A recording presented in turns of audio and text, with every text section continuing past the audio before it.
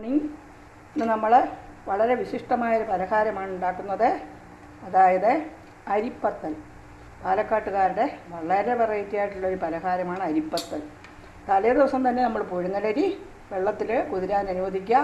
രാവിലെ അതിനെ എടുത്ത് പുഴുങ്ങലരി, ജീരകവും വെളുത്തുള്ളി നാളികേരവും കൂടെ അരച്ചിട്ട് പാകത്തിന് ഉപ്പും ചേർത്ത് അരച്ചിട്ട് ഈ പാകത്തിന് കല്ല് കോരി ഒഴിക്കുകയല്ല, കൈകൊണ്ട് പരത്തത്തക്ക രീതിയിൽ, എന്നാൽ ഇത്തിരി ലൂസുമായിരിക്കണം.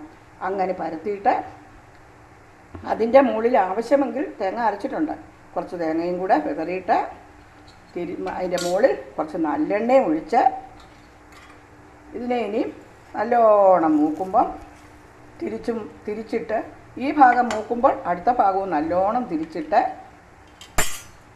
മൊരിഞ്ഞ് കഴിയുമ്പോൾ ഇത് നമുക്കടുത്ത് ഉപയോഗിക്കാം. അതിനുള്ള ചട്നിയാണിത്. നോക്ക്, കണ്ടോ, മുളക് ചട്നി. ഈ മുളക് ചട്നി ഒരു പ്രത്യേക രീതിയിൽ ഉണ്ടാക്കുന്നതാണ്. പപ്പടക്കോലിൽ നമ്മളല്ലേ അടുപ്പിലിട്ട് മുളക് ചുട്ടെടുക്കണം, ചെറിയുള്ളിയും വെളുത്തുള്ളിയും ചുട്ടെടുക്കണം, ഇത്തിരി ആവശ്യത്തിന് ഉപ്പ്, ഇത്തിരി പുളി, അല്പം കായം, ഇത്രയും ചേർത്ത് അരച്ചെടുത്തതാണ്, തരിതരിപ്പായിട്ട് അരച്ചെടുത്തതാണ് ഈ മുളക് ചട്നി.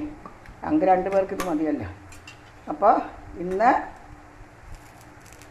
അരിപ്പത്തലും മുളക് ചട്നിയുമാണ്. ഇതിൻ്റെ മുകളിൽ വേണ്ടവർക്ക് കറിവേപ്പിലയൊക്കെ ഇടാം കേട്ടോ. എന്നിട്ട് ഇതിനെ ഇങ്ങനെ തിരിച്ചിട്ട് വളരെ ശ്രദ്ധയോടുകൂടി ചെയ്യേണ്ട ഒരു പലഹാരമാണിത് കേട്ടോ. അതിൻ്റെ വെള്ളമൊക്കെ കൂടിപ്പോയാലോ, അരവ് കൂടിപ്പോയാലോ, അരവ് കുറഞ്ഞു പോയാലോ ഒക്കെ ആവുന്നൊരു പലഹാരമാണ്. തിരിച്ചും മറിച്ച് വിട്ട് ഒരു 5 മിനിറ്റ് കൊണ്ട് ഇത് വെന്ത് കിട്ടും കേട്ടോ. അതാണ് അരിപ്പത്തൽ. ഈ അരിപ്പത്തൽ എല്ലാവരും ഉണ്ടാക്കി നോക്കണം കേട്ടോ. പിന്നെ ഇതിൻ്റെ കൂടെ ഈ ചമ്മന്തി മതി.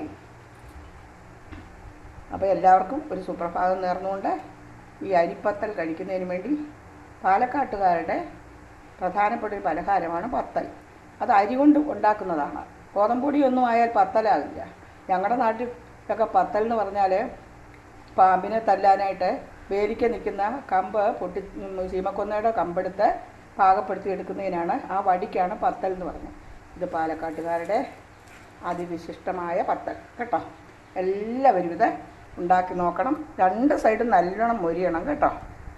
നിങ്ങൾ കഴിച്ചിട്ട് ഇതിനെക്കുറിച്ച് അഭിപ്രായം പറയൂ. Thank you so much.